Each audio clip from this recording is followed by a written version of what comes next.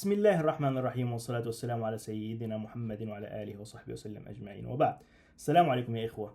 موضوعنا اليوم مهم جدا لأنه عدم الوقوف عليه للأسف يتسبب في مخالفات صريحة لصريح المنقول الكتاب والسنة والمعقول من العلوم، يعني المعروفة لدينا، سواء كانت أقوال يعني ناس حكماء أو حتى علوم تجريبية وعلوم نفسية إلى آخره.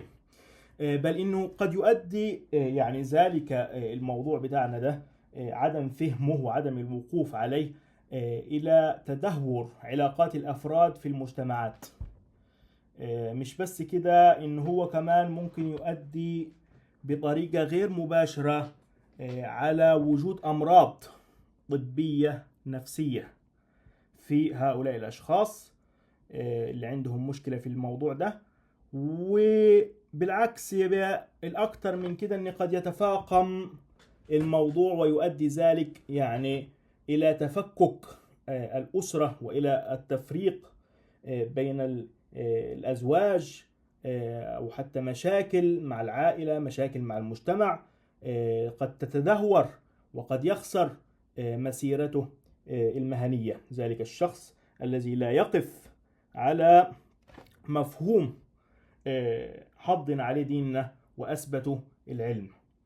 الأدهى من ذلك من كل ما سبق اللي فات ده كله، لو أنت حطيته يعني فكيتك منه زي ما بنقوله، إنه هو الأدهى من كده إنه هو قد يتعلق بعقائد باطلة، يعني كان قد يولد عندك عقائد باطلة، ربنا يعافينا، مثل الإلحاد والكفر الصريح. الموضوع جاد. الموضوع زي ما احنا عارفين مع بعض ان احنا بنتكلم بأدلة، ما بنجيبش حاجة من دماغاتنا. إذا كان يعني في المنقول فبنقول القرآن وبنقول أقوال العلماء، وإذا كان في السنة برضو نفس القصة، بنجيب الأحاديث الصحيحة بإذن الله. وإذا كان في العلوم الحديثة بنجيب يعني النظريات في علوم النفس أو في علوم الطبية من واقع مجالي، وهكذا. خلينا ندخل في الموضوع على طول. الموضوع يا إخوة يعني موضوعنا هو الظن بين المنقول والمعقول. انت تعرف موضوع الظن ده، يعني اذا انت ما وقفتش على يعني مفاتيحه وعلى قواعده، قد يصل بك الى الجنون. واذا انت وقفت عليهم وانت كنت بتقيم الاشياء عليه، فقد تصل الى الحكمة. سبحان الله، من الحكمة إلى الجنون بينهما شعرة، وهو الوقوف على مفاهيم جاء بها ديننا الحنيف وأثبتها العلم. يا إخوة، هنتناول الموضوع بصراحة بعيدين عن مواضيع الإنشاء بتاعت أولى ابتدائي، أو مواضيع أدبية. مش هقعد يعني أجيب لك في الأشعار وكده اللي هي يعني ملهاش لازمة بالموضوع. بالعكس، احنا هنمسك الموضوع ماتيريال كده، حاجات تمسكها في يدك، هنقيم على أساسها أساسيات ومبادئ رئيسية تكلم عنها المنقول من الكتاب والسنة، والمعقول وأقوال الحكماء في ذلك من نواحي وجوانب فلسفية وسلوكية وطبية بحتة. كل المصادر وكل العلوم دي أكدت حقائق ولم تتعرض فيما بينها إلى أي تناقض، لا في الماضي ولا في الحاضر، وبإذن الله وأنا واثق من كده في المستقبل ما فيش أي تعارض فيما بينهم في كل المجالات اللي اتكلموا في الفصل في هذا الموضوع.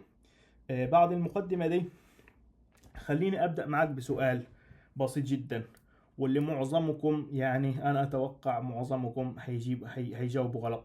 وهو لما أجي أقول لحضرتك هل ديننا الحنيف أمرنا بحسن الظن أم بسوء الظن؟ أنت بتقول إيه يا دكتور عبد الرحمن؟ طبعا بحسن الظن. معلش، الجواب غلط. بسوء الظن برضه الجواب غلط. يا عم إيه، أنت هتهزر معانا؟ طب اصبر بس معي، اصبر علي معلش. يقول الشاعر في بيت شعر مشهور جدا: حسن الظن ورطة، وسوء الظن عصمة. انك تحسن الظن بواحد ورطة، انك تسوء الظن عصمة. ايه رأيك في الكلام ده؟ عاوز تقول ان احنا ما نحسنش الظن يعني ونسيء الظن بالناس؟ عاوز تقول ان الشاعر العطلان ده كلامه مظبوط، وان هو انك انت يا اخويا دلوقتي انا عاوز اقول لك يعني افاجئك بانك انت بتجاوب على نفسك وبترد على نفسك، انك انت دلوقتي جيت لمربط الفرس. عارف ايه هو مربط الفرس؟ مربط الفرس انك انت حكمت ظنا ان ذلك الشاعر عطلان وان كلامه خاطئ، وممكن تكون انت قلت كلام فيا بيقول ايه ده وبتاع، فاستغفر لربك. خلينا نوضح الموضوع.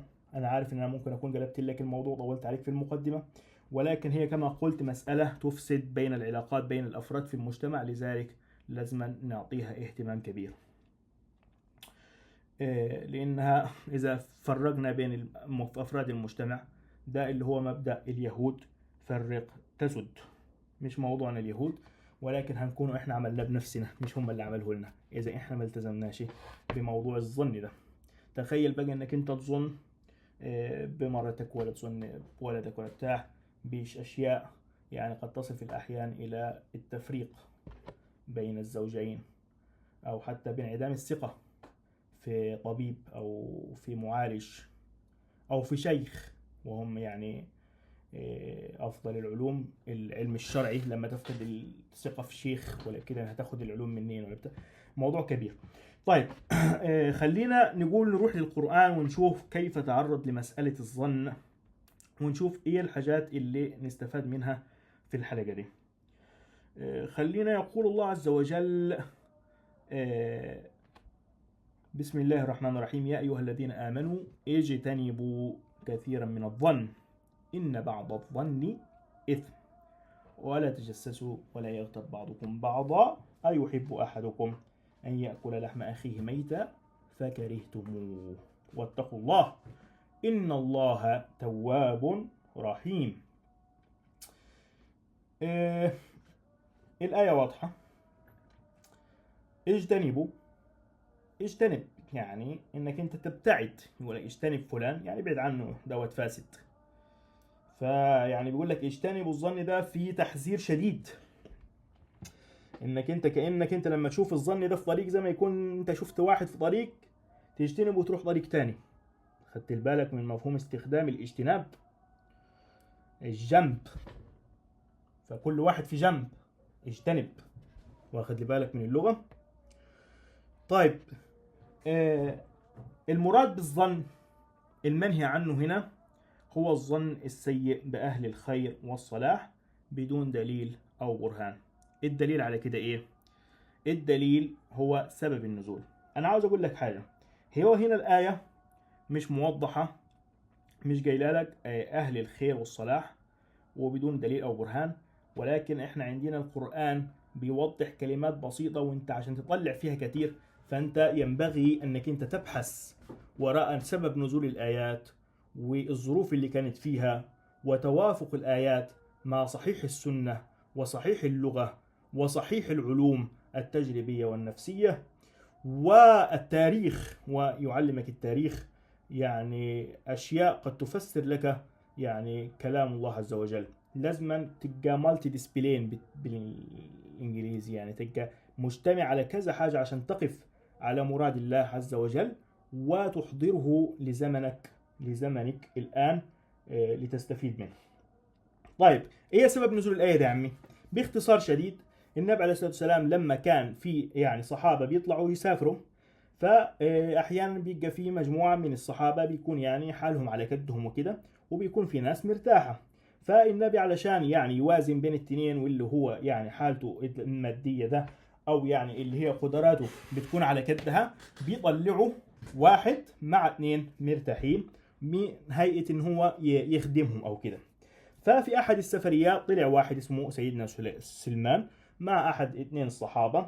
فالمهم الاثنين الصحابة دول يعني عسكر النبي عليه الصلاة والسلام في اثناء السفر، فقالوا له يا عم الحج انت يا سلمان روح هات لنا، روح قول للنبي يعني ايه احنا محتاجين ناكل، ما فيش في بطننا حاجة وعاوزين نشرب. تمام.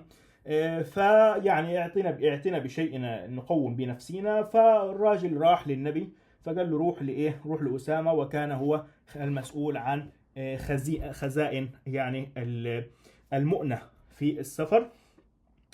فالراجل راح لسيدنا أسامة بن زيد فراح قال له لا ده ما فيش، تمام، للأسف ما فيش. فرجع تاني ليهم الراجل ده اللي هو سلمان ده، رجع للشخصين الصحابة دول اللي هم يعني بيخدمهم، وقال لهم على الوضع. فقالوا له شكوا في أمره، قالوا لا ده هو ده راح لأسامة، وأسامة بيلعب بديله وده بيلعب بديله، استغفر الله، مش عارف يعني بفهمكم بوصل لكم المعلومة. قال كده فما صدقوش، قال إيه أساءوا الظن بيه وقالوا ده هو يعني مش عاوز يعطينا، تمام. واحنا هنبعت سلمان ده فين؟ هنبعت سلمان ده في مكان كده لمكان بعيد كده يجيب لنا منه مؤنة تاني. ففي خلال الفترة دي راحوا عملوا ايه؟ قالوا احنا نروح نتربص أسامة بن زيد ونشوف ايه الحكاية. فراحوا شافوه فلحظهم النبي عليه السلام، فقال لهم النبي عليه السلام أرى في فمكم خضرة لحم. فقالوا يا رسول الله والله ده احنا جعانين، ده احنا جعانين وعاوزين اكل من امبارح وبتاع، وحتى بعتنا وبتاع. فقال لا انني اجد لحم ايه؟ لحم اخيكم ميتا فتاكلوه، تمام. اللي هو ايه الايه اللي هي ايه؟ ايحب احدكم ان ياكل لحم اخيه ميتا فكرهتموه. خدت بالك؟ سبب نزول الايه زي ما انت شفت ايه؟ انه كان عمليه سوء ظن بناس معروف عنها ايه حضرتك؟ الصلاح، وهو صحابي يعني سيدنا أسامة بن زيد، يعني كان قائد جيش المسلمين. طيب خلينا نفكر مع بعض تاني كده، ونقول بعد ما عرفنا اسباب النزول ووقفنا عليه، العلماء استخلصوا ايه من الموضوع ده؟ قال لك الظن عند العلماء ده ينقسم الى 3 اقسام. ما احنا برضو بنأصل الموضوع عشان نفهم احنا لما نيجي نظن في شيء معين نظنه في محله ولا مش في محله، هيدخل في اي قسم من ال3 دول. عشان خلي بالك في ظن محرم قالوا 3 اقسام. قالوا في ظن واجب، سبحان الله، لازم انت تظن كويس، يعني لازم تظن، ان ما ظنيتش هتقسم، تمام. وفي ظن محرم، تمام، ده ان ظنيت هتقسم. واحد الواجب ان ظنيتش هتقسم، والمحرم لو ظنيت هتقسم، تمام. طيب والثالث هو الظن المباح. يبقى ظن مباح، ظن محرم، ظن واجب. مش فاهمين حاجه يعني؟ باختصار شديد يا اخوه، لو جينا للظن المحرم، هو سوء الظن بالمسلم المستور الحال الظاهر عليه العداله. ففي الحديث الشريف إياكم والظن فإن الظن أكذب الحديث. وفي حديث آخر إن الله حرم من المسلم دمه وعرضه وأن يظن به ظن السوء. وركز معي على كلمة مسلم. يعني أنت عندك يا أخي الحبيب، عندك شخص مسلم، يعني مؤمن تقي، مظهره قدامك إن هو شخص عادل وشخص يعني ما شفتش منه حاجة وحشة، ليه تظن بيه ظن السوء من انت مش معكش اي ادلة ولا اي قرينة ولا بتاع؟ انت هنا تأسم بكل بساطة. يعني نت بالتركي يعني واضح جدا، خدت بالك؟ الموضوع يعني ممكن تكون دي معروفة عندك، تمام. بس الفكرة هنا اللي عاوز اوصلها لك، انك انت يكون معك قرينة انك انت وقت تظن، تمام، بالشخص ده اذا كان معروف عنه الصلاح. يعني شخص معروف عنه الصلاح وانا معيش قرينه ان اقول عليه ان هو ارتكب شيء معين، انا اقسم ما فيهاش كده. لكن شخص، تمام، معروف عنه ان هو راجل يعني قبيح، افعاله قبيحه ويعمل الفاحشه يعني عيانا امام الناس، ويعني في قرينه عليه ومش معروف بصلاح نفسه، فانا اعمل ايه؟ ان انا المفروض هنا اخد يعني احتياطاتي، تمام، واظن السوء لانه ممكن يعمل لي ايه؟ ضرر. وهنا اتي معاك لحضرتك لكلام مين؟ لكلام كلام الشاعر اللي قال لك حسن الظن ورطة وسوء الظن عصمة. هو يقصد بيه مين هنا؟ برضه شوف اتقالت في مناسبة ايه. يقصد بيه مين؟ بالشخص اللي هو انت لا تعرف عنه شيء، تمام، بل انك انت بالادهى من كده انك انت ممكن تكون عارف عنه ايه؟ عارف انه عدم الصلاح، عدم الصلاح وان هو شخص مش كويس ومعاك قرينه، فانت لازم أن تسوء الظن علشان تعصم نفسك. ليه تعصم نفسك؟ لان في قاعده عندنا بتقول دفع الضرر مقدم على جلب المنفعه. ادفع الضرر عن نفسي اهم شيء، حتى في الطب. يعني لو المريض بيموت بس انا هتعرض لخطر، لا المريض يموت يا عم، انا اتعرض ليه الخطر. اول حاجه خدناها في الطب في المداخله الطوارئ، اول حاجه امن المكان. يعني انا اروح ادي نفس الحياه اللي بيقول عليها دي، وفي الاخر تاخدني عربيه برضو. طب انا لو سبته ممكن يموت، وانا بحطه وانا بوقف البتاع، ولا انا خلاص مش بيدي حاجه، انا اعمل ايه؟ ما برضو يبقى بدل ما واحد هيموت اتنين، وكمان ده دكتور ممكن ينقذ حياه ناس تاني. المهم يا اخوه، سوء الظن زي ما قلت لك اللي هو المستور الحال، لأنه من يجاهر بارتكاب الخبائث لا يحرم سوء الظن به، لأنه من عرض نفسه للتهم كان أهلا لسوء الظن به. وهنا حابب أضيف إضافة هامة يا إخوة، السياسيون والرؤساء ديننا ينهانا عن سوء الظن بمن عرف لدينا بصلاح الحال حتى يومنا هذا، مثل الرئيس أردوغان، وإن شاء الله الرئيس أحمد الشرع. هتقولوا لي أنت دلوقتي بتقلب الحلقة سياسة ولا بتاع؟ والله أنا بضرب لك مثال. يعني أنت شفت إيه من أردوغان وحش؟ أنت مش معروف عنه إن هو صلاح حال؟ أنت تعرف عاوز تسويه له هو بممحون مصر؟ عاوز تسويه لي ده؟ هل يستوون؟ هل يستوي الأعمى والبصير؟ تمام. لأننا يجب أن نضع في الاعتبار أنهم ليسوا أسياد العالم. لا شك أنهم يواجهون ضغوط وأمور كثيرة لا يمكن أن يفصحوا لنا بها ويبرروا لنا تداعيات أفعال ارتكبوها قد تضايقك. تمام. أنا لا أدافع بغير حق، فقط من باب يعني إحقاق الحق. إذا اشتهروا عندنا بالصلاح بالكثير من أقوالهم وأفعالهم. أنت شفت إيه في تاريخ أحمد الشرع غير كله صلاح وكله؟ أنت شفت إيه في أغلب تاريخ إردوغان غير محاربة الجماعة التانيين دول؟ تمام، باللي هم بيدافعوا يعني. طيب الجماعة العلمانيين دول. فيعني أنا عاوز أقول لك على حاجة، عاوز أقول لك يعني إن إردوغان ده بيكافح وبيعمل، مش موضوعنا للموضوع يعني، بس النهارده يعني حتى جامع ايا صوفيا اللي هو رمز لفتح اسطنبول اتفتح في 2021 وهو متولي من 2002. يعني انت متخيل ان هو كل حاجه في يده، يلا من دلوقتي اعمل كل حاجه. يعني بيواجه صعوبات وبيحقق حتى، وده باين. انت الحدق يفهم ان تحقيق النجاحات بتاعته متاخره، معنى كده ان كان بيواجه صعوبات وما زالت، وما خفي كان اعظم. حابب بس انبه الحته دي، لان ما ينكرش الكلام ده غير واحد ما بيفهمش.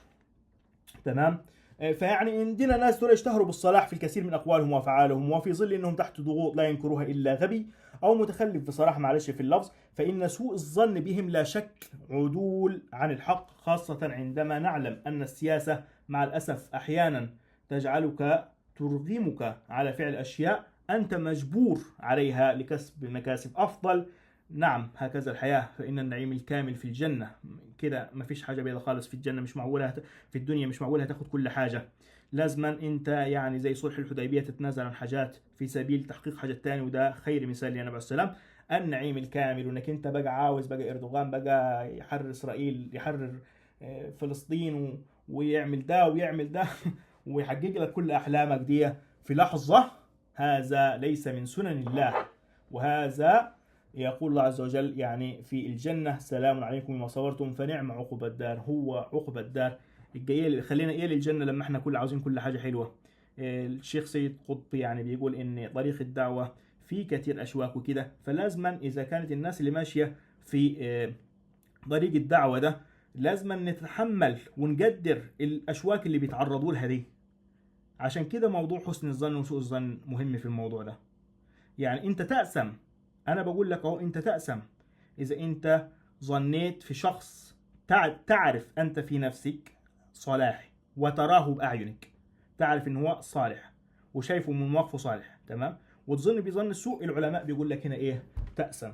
الموضوع ممكن يكون راح شويه الحته سياسيه، ولكن احنا في خضام الموضوع اللي هو بتاع حسن الظن وسوء الظن، لأن الموضوع هنا تدخل في الحرمة، وهنا موضوع أنت بتتكلم على يعني قيادات، وبتتكلم عن يعني عن ناس يعني تستحق الدعم، ومش تستحق انك انت تحاربها، مش نبقوا احنا واعدائنا عليهم.